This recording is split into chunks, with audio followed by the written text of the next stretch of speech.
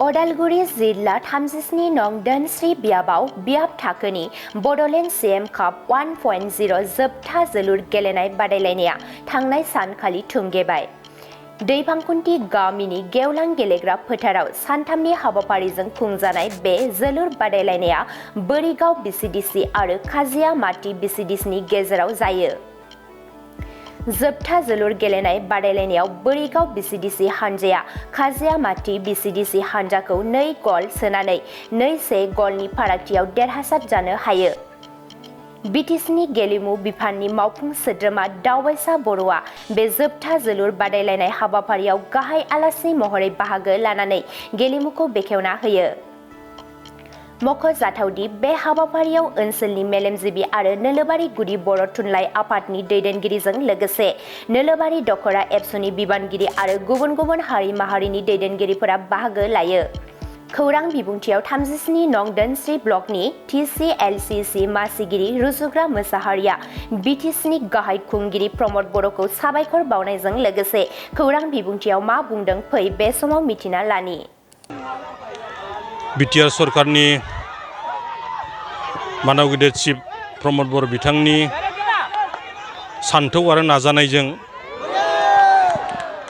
देग्लायनिफ्राय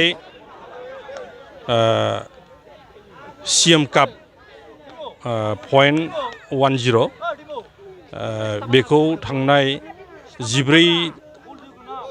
जुननिफ्राय बेखौ जागायदोंमोन आरो बे 14 जुनाव जोंहा मानव गेदेर चिफ बिथाङानो फैनानै नैबे बोरिगाव Vcdcनि सिङाव थानाय दैफां नैबे गेलेग्रा फोथाराव बेयाव बेखेवना गालांदों आरो Vcdc लेभेलनि जायफ्रा दिनै सेलेक्ट जाबाय चेम्पियन जाबोबाय बेवहाय गासै जोंनाव 13टा Vcdc दं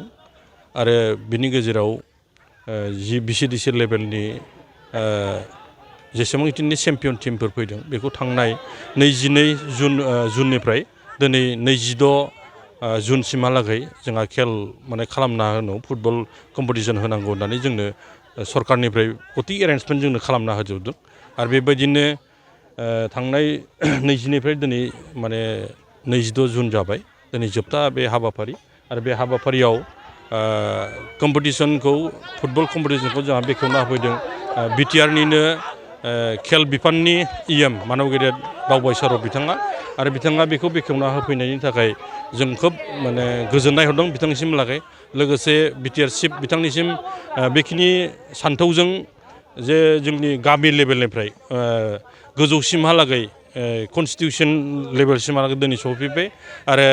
बेनिफ्राय जिल्लासिमहालागै जिल्लानिफ्राय काउन्सिल लेभेलसिमहालागै लांनानै भबिष्यत सेंग्राफोरखौ फुटबलनि दारादि मोनसे स्टेमिना लाबोनो थाखाय लोगोसे फिटनेस लाबोनो थाखाय आरो जोंनि गेजेराव फुटबलनि दारा जे मोनसे गोजोन आरो खौसेथि लाबोनो थाखाय नाजादों आरो भबिष्यत सेंग्राफ्रा जाहाथे जिकुनु गावनि गेलेनाय माने बिथिङाव मोजाङै जाहाथे दावगालांनो हायो बेखौ नोजोर खालामनानै माबानाया बेखिनि आयजन खालामना होनाया खोब मोजां जादों होननानै आङो बिथांनिसिम आं साबायखर होदों आरो दिनै जोबथा जि फाइनाल माने बेयाव दासिमहालागै 2-0 माबायाव बोरिगाव Vcdcआ दा देरहानानै दं आरो खाजियामाटि Vcdcआ दा 0 जानानै दं ओंखायनो दासिम माने सेकेन्ड माने माबाया जाबाय थादों आरो बे खोब मोजां जादों आरो भबिष्यतआव जोंनि कनस्टिटिउसन लेभेलनिफ्राय जिल्लायावबो जाहाथे देरहाहैनो हाथों बिनि थाखाय जोङो मोनसे ज'जा खालामदों आरो बेखौ आङो धन्यबाद होदों जाय दिनै Vcdcजों लोगोसे जोंनि जेसेबांखिनि फुटबल माने मोजां मोनग्रा रायजो राजा जोंजोंबो खोब सहयोग होदों आरो दिनै नुदों जे फाइनाल बे जोबथा गेलेनायाव गोबां गामिनिफ्राय Vcdc लेभेलनिफ्राय बेवहाय जोंखौ माने नुजाफैनानै प्रमद बर' बिथांनि जि नाजानाय आरो सान्थौ बा दिनै जि मिशन लादों फ्राय जोंनि Vcdcआ गासै BTCआव 420टा दङ 420 दं बिनि गेजेराव मोनसे सिनायलायनाय मोनसे खौसेथि आरो बेखौ लाबोनो थाखाय मोनसे जि माने नाजादों बेखौ मोजां जादों आरो भबिष्यतआव मोजां मोनसे जोंनि एलेकानिफ्रायबो फुटबलाव मोजां माने दावगालांनो हाथों आंबो बेखौ आसा खालामदों आरो रायजोफोरा खोब फैनानै नायफैदों रायजोफ्रा खोब माने नायफैनायखौ मोजां मोननानै आं खोब इनकारेज मोनदों रायजोफ्रा माने सरकारनि जि नाजानाय बा प्रमद बर' बिथांनि चिफ बिथांनि नाजानायखौ बा बिथांनि हाबाफारिखौ खोब माने गोसोजों माने मदद होफैदों बाख्नायदों आरो बेखौ आङो रायजोनि माबाखौ आं मोनदांनो हादों आरो बेखिनियानो